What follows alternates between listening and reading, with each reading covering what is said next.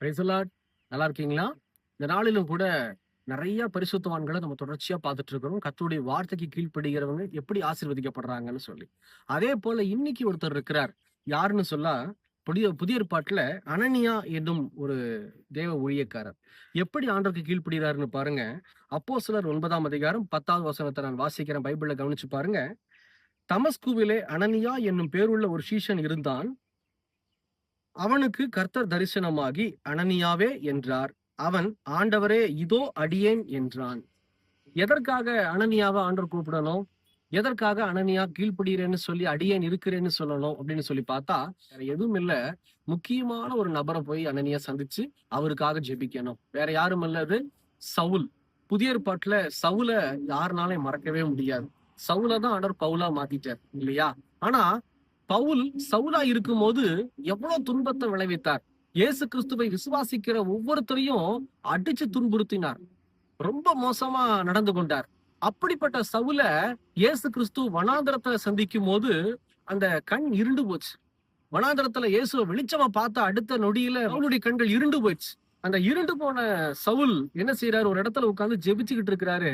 அந்த ஜெபம் பண்ணுகிற சவுலை சந்திக்கும்படி அனனியா என்னும் பேருள்ள மனுஷனை கர்த்தர் தெரிந்து கொண்டு, நீ போ, அந்த மனுஷனுக்காக நீ ஜெபம் பண்ணு.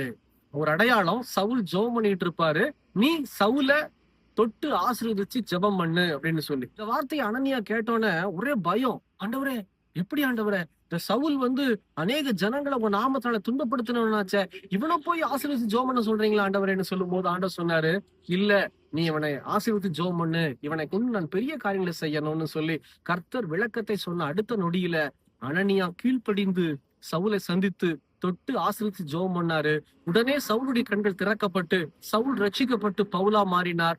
பவுலை கொண்டு ஆண்டவர் பெரிய காரியங்களை இந்த தேசத்துல செய்தார். புதிய ஏற்பாட்டுல பவுல் மூலயமா ஆண்டவர் பெரிய காரியங்களை செய்திருக்கிறத நம்ம படிக்கிறோம். இதுக்கு எல்லாத்துக்கும் காரணம் என்ன தெரியுமா? அனனியா என்னும் பேருள்ள மனுஷன் கர்த்தருக்கு கீழ்ப்பிடித்ததுனாலதான் இன்னைக்கு நம்ம பவுல் அப்படிங்கிற ஒரு பெரிய பரிசுத்தமான இந்த வேதாகமத்துல வாசிக்கிறோம். பிரியமான ஜனமே, அநேக வார்த்தைகளை கர்த்தர் பவுலை கொண்டு எழுதியிருக்கிறதை நம்ம படித்து கொண்டு இருக்கிறோம். இந்த ஒரு மனுஷன் அனனியா கீழ்ப்படிஞ்சதுனால இன்னைக்கு அனனியாவை போல நீங்களும் நானும் தான் ஒவ்வொருத்தருக்காக ஜெபிக்கிறது நம்முடைய கடமையா இருக்கு. ஆனா நம்ம என்ன செஞ்சிடறோம் தெரியுமா? வெறுப்பு, ஒரு பயம், ஒரு எரிச்சல். அந்த எரிச்சலோட, வெறுப்போட, ஒரு பயத்தோட நம்ம ஜெபிச்சோம் அப்படின்னா கர்த்தரால அங்க கிரியை செய்ய முடியாது. ஆனா இங்க அனனியா பாருங்க, இயேசு கிறிஸ்துடைய எண்ணத்தை புரிந்து உடனே தன்னுடைய எண்ணத்தை மாத்திக்கிறாரு. சரி ஆண்டவரே, உமக்கு பிரியமா? எனக்கும் பிரியம்.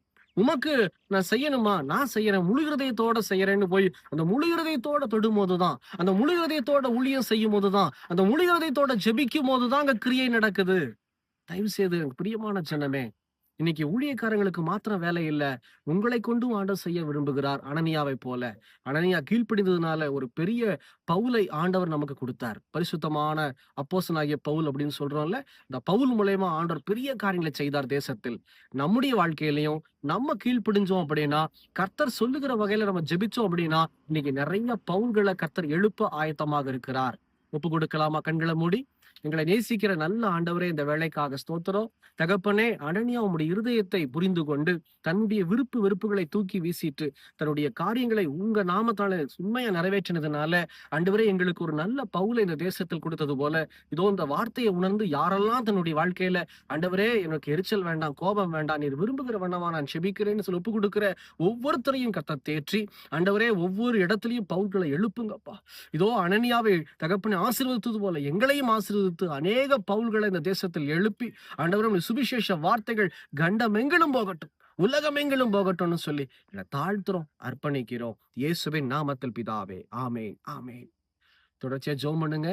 கர்த்தர் உங்களை ஆசீர்வதிப்பாராக. God bless you.